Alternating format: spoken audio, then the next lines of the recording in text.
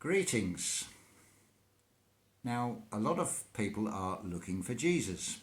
Well, I suggest you get a shovel or a spade and you go to Glastonbury Tor in the West Country.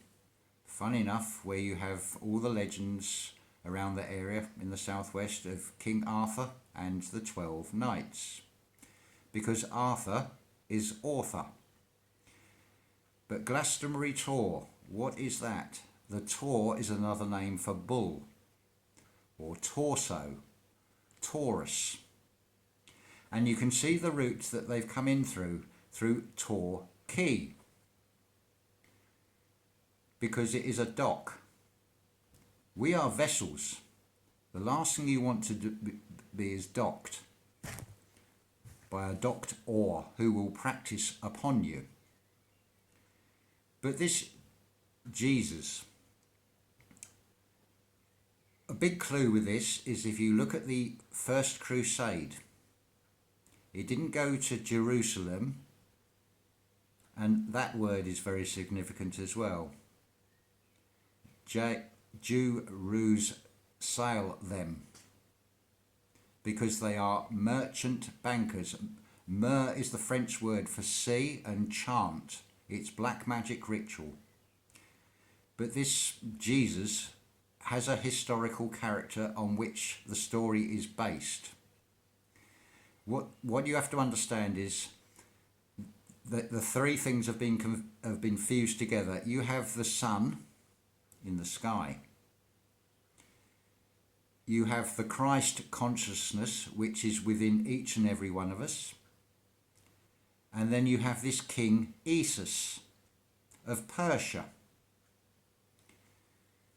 You can bring in a lot more into this. Have you ever considered, for example, why you have Romany gypsies? Very similar to the word Roman and Egypt. And if you are from Egypt, you can be called an Egyptian. It's a reference to the Exodus. And they weren't the Jews as described in the Bible, they were the Israelites, Israelites, that worship Zionism, instead of Sion, because they've reversed the S into a Z. It's all smoke and mirrors with all of this. So basically, this King Isus, he married his mother because she poisoned, I think it's King Phrates IV of Persia, which was so abhorrent to the Persians that they kicked them out. They are the wandering shepherd kings, the eternal wandering Jews. You can trace their ancestry back. The king of Persia was given a concubine by Rome. Now that would not appease a king of Persia who had kicked the arse of Rome twice. It's someone far more significant, and that is the daughter of Cleopatra and Julius Caesar. Julius Caesar, JC, Jesus Christ. Always a play on words. So this King Isus, through his bloodline, has now got a claim over Rome. He has a claim over Persia, and because of his mother, he also has a claim over Egypt. So he's a huge threat to the three empires. There was no Roman emperor at the time. Nero had died. The next Roman emperor is a nobody that rises out of the ranks of slaves. I can't remember his name. But it's like, well, how can somebody... Well, the reason is because the Jewish uprising, and this is what the New Testament is all about. He lost the battle, this King Isus. He was crucified along with the other two ringleaders of this uprising. He was the only one that survived. And he was taken down from this cross, and he was exiled to the furthest corners of the Roman Empire, where he would be of no influence and cause trouble again.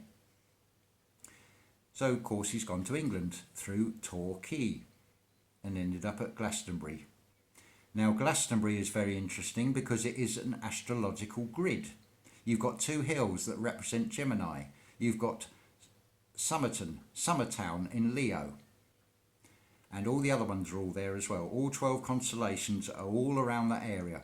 I'm going to refer you to Santos Bonacci, the Mr. Astrotheology YouTube channel, if you want to look much further into this. But I'm just giving you the highlights. And again, the First Crusade, it doesn't go to Jerusalem because they're clearly looking for something. Subsequent to this First Crusade, you've got this fully formed story of King Arthur and the 12 knights. Notice the number 12 there. Now, as Matt Burrell, in a conversation I had with him the other day, we have the 1260 number system. 12 hours a day, 12 hours of night, 60 seconds and 60 minutes. There's another number there. To get to 60, you need 5 12s. 5. Also associated with Satan or the devil. But it's also associated with Jupiter, the Jupiter.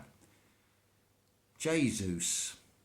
This historical King Esus, when he was cut down or taken down from this cross before being exiled to England, he had lost an eye. If you look at the legends of Odin and Zeus, which is one and the same character, he's traded an eye for his life. He also had a dislocated shoulder, apparently. There is records of all of this. The Egyptians referred to the Israelites as the evil ones.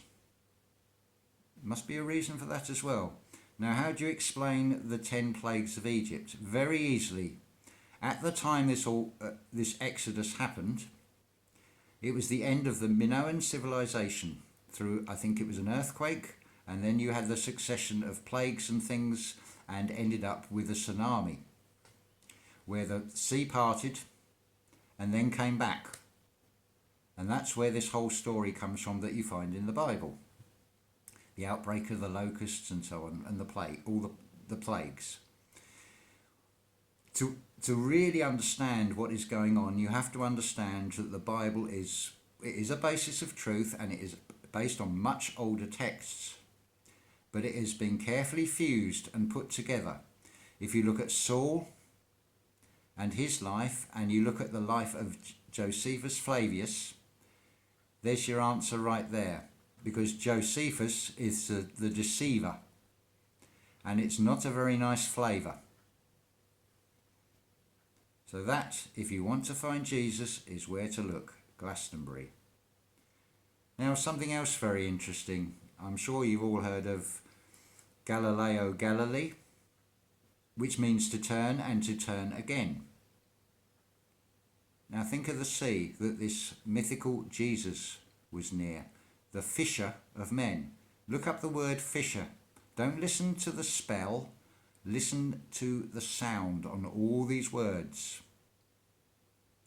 Because it unlocks doors. You'll see things in a whole new way. That's all I do. Spiritual downloads, and the information is right there. I mean, what is a phoenix? It is a theft of a foe. A phoenix. Also, within the word phoenix, you have an I and an X, which represents 9, which is an upside down 6, which is also associated with Saturn, Kronos. You can see from all these little dots how this all fits together. There's a lot to take in on this one, and I'm going to say do your own research on this one. Have a look at the King Jesus trilogy by Ralph Ellis, which you can find on YouTube. Listen to Santos Bonacci with his Mr. Astrotheology channel. That alone will give you so much information and help you to understand things. But what you have to do first is forget everything you've ever been taught. Part of this process is to be honest with yourself. Do not try and fit any new information with existing ideas, because we've all been deceived, we've all been lied to. Start with a blank piece of paper and look at everything afresh. And do it for yourself. Don't listen, as every other truth seeker I think pretty much will tell you. Do not listen to what I say. I'm only guiding you. Don't shoot the messenger, is the saying. Look into these things for yourself. Go with your gut feeling on what feels right, and you will unlock all the answers to this. Within the Bible, it says, know thyself. The self is the soul. Because if you know thyself, then thine is the kingdom. It is within. Don't be fooled by the hierarchical concept of a king, because again, I'm going to refer you back to the biblical fictional Jesus story. What does he do? He washes the feet of his 12 disciples. Now, what have you got on your feet? You have 2 of your 3 souls. So he is serving humanity. He's not ruling over it in that metaphorical context. It is about being benevolent, and this is why I am sharing this information, because sharing is caring. And I'm not taking all the credit for it, because it is not all my own work. I am indebted to so many people. Every time I talk to somebody, it is not me telling them as the teacher. We are all a trinity of 3 in 1. We are all observers, we are all students, and we are all teachers. There might be something, I have a conversation with somebody and they say one word and it's like bang. I suddenly see the words the other way around and it's like, oh yeah, of course, it's right there. The answer's right there. So to all the people that I've spoken to, a big thank you for helping me put this together. And I'm not the only one do it. Listen to Matt Jerome on his channel. He will fill in so many gaps. It is so easy to show in geometry. Get yourself a ruler and a compass, because if you don't have a compass, you can't navigate your vessel. If you don't have a ruler, are you going to let somebody rule over you? But draw yourself a circle. Go to the center point and draw a line to each of the 360 points and see what happens. Whatever colour that paper is and whatever colour ink or whatever you're using, start drawing those lines out and you will see the center will change colour. Everything comes from nothing and nothing comes from everything. That saying about to know nothing is to know everything. To think you know everything means you know nothing. It is encoded there in the geometry. So yeah, get yourself a piece of paper. Draw a circle. Find the center point. Draw the lines out from it. See things from all angles, all angels. Note you've got the E and L. L is in angel. A lot of information there for you. So I hope that has helped to clarify things.